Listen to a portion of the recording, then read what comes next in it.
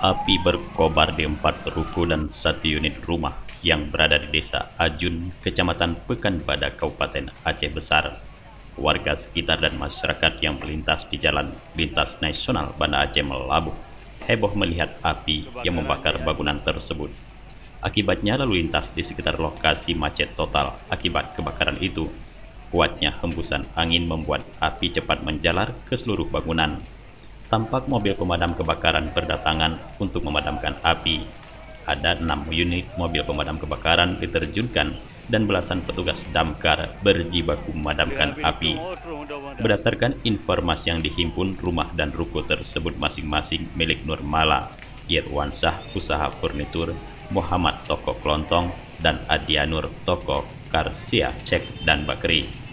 Petugas Pusdal Op Aceh Besar dan Rusal Mudi mengatakan api diduga berasal dari salah satu rumah semi permanen yang berada di belakang ruko tersebut. Oh, beja. Kalau ni dari gosnya api sampai habis waktu motor ada.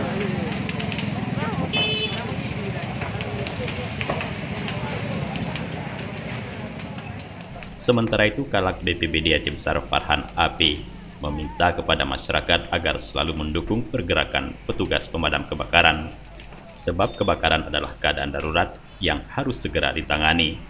Dari Aceh Besar, Tim Liputan Aceh TV melaporkan.